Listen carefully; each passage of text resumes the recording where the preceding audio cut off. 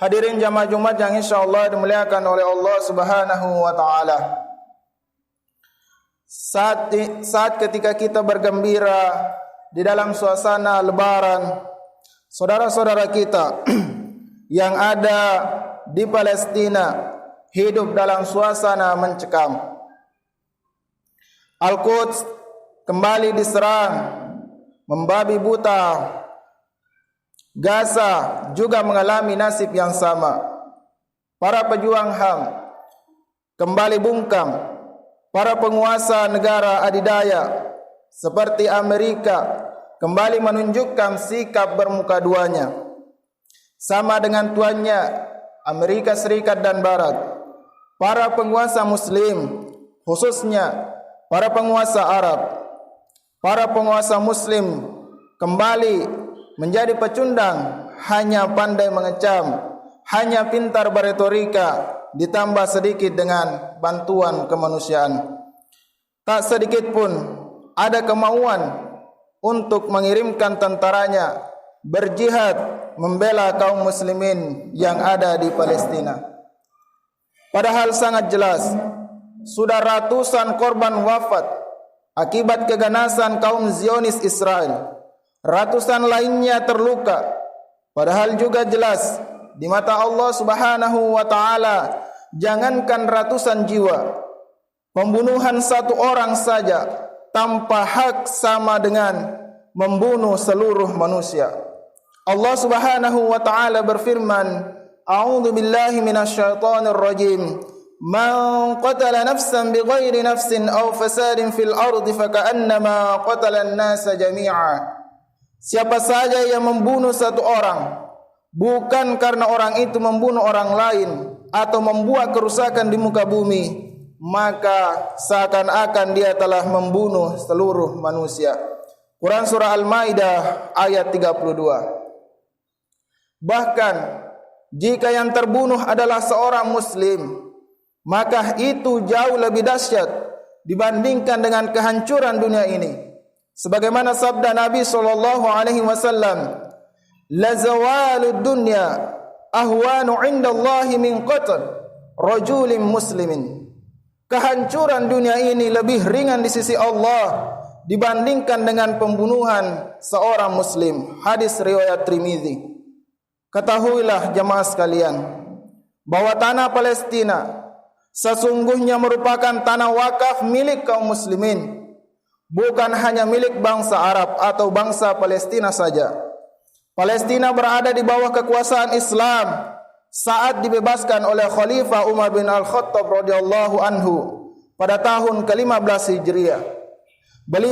Beliaulah yang langsung menerima tanah tersebut dari Safronius di atas sebuah perjanjian yang dikenal dengan Perjanjian Umayyah, yang diantara isinya yang berasal dari usulan orang-orang Nasrani, yaitu agar orang-orang Yahudi tidak boleh tinggal di dalam Palestina. Namun jamaah sekalian, sejak Khilafah Utsmaniyah runtuh pada tahun 1924, akhirnya bumi Palestina jatuh ke tangan Zionis Yahudi, berhasil mendirikan entitas negaranya pada tahun 1948 dengan menduduki 77% tanah Palestina. Setelah mengusir 2/3 rakyat Palestina dari tanah tersebut. Jamaah Jumat yang insyaallah dimuliakan oleh Allah. Sejak pendudukan itulah, menurut Dr. Ibrahim Abu Jabir, sebanyak 478 desa dilumatkan dari total 585 desa yang ada di wilayah Palestina pada tahun 1945. Akibatnya apa? Akibatnya sebanyak 804.000 orang Palestina hijrah keluar wilayah terjajah pada tahun 1948. Sebanyak 30.000 orang lainnya diusir dari tanah mereka ke daerah-daerah yang lain. Sejak tanah mereka dirampok dan dijajah Zionis Yahudi, inilah bangsa Palestina terus merana. Tak ada yang membela secara nyata. Hadirin jamaah Jumat yang mulia, masalah Palestina adalah penjajahan oleh Zionis Yahudi. Ini yang pokok masalahnya, bukan makanan dan obat-obatan. Meski hal yang seperti itu juga penting. Karena itu, untuk mengembalikan Al-Quds dan membebaskan kembali Palestina dari cengkeraman kaum Zionis Yahudi saat ini, tentunya sebagaimana apa yang telah dilakukan oleh seorang khalifah, yaitu Salahuddin Al-Ayyubi. Apa yang dilakukan oleh Salahuddin Al-Ayyubi yaitu jihad. Jihadlah jalan satu-satunya bagi pembebasan Al-Quds dan Palestina. Sungguh, jika ada kemauan politik dari penguasa Arab dan Muslim, jihad untuk mengusir kaum Zionis Yahudi bukan perkara yang sulit dilakukan. Namun faktanya, setelah pendudukan Palestina oleh kaum Zionis Yahudi berjalan sudah kurang lebih dari 70 tahun.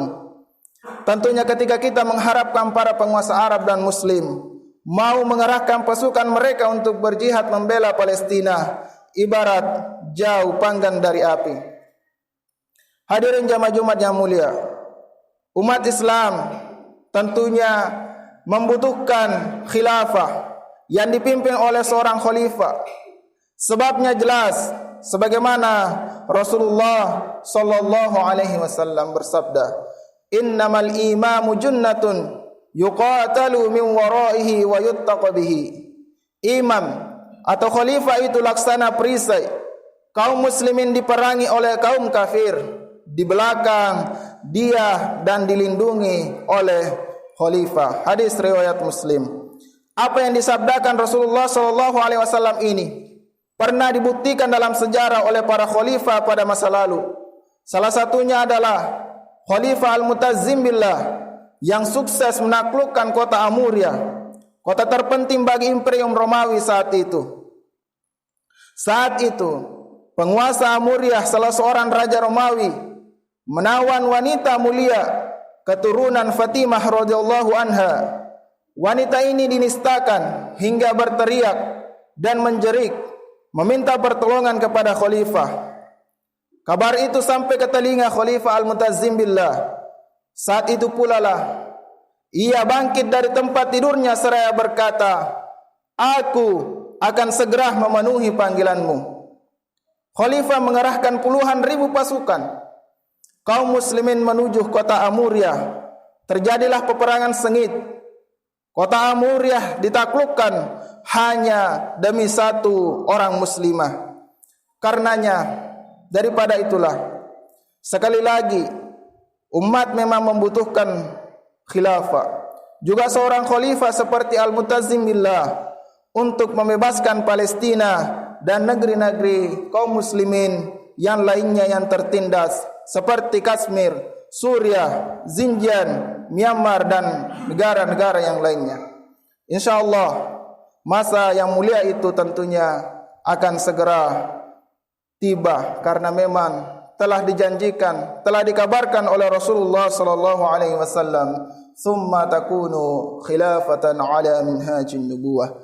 Barakallahu li wa lakum fil Qur'anil azim wa nafani wa iyyakum bima fihi minal ayati wa dzikril hakim wa taqabbala minni wa minkum tilawatahu innahu huwas samiul alim.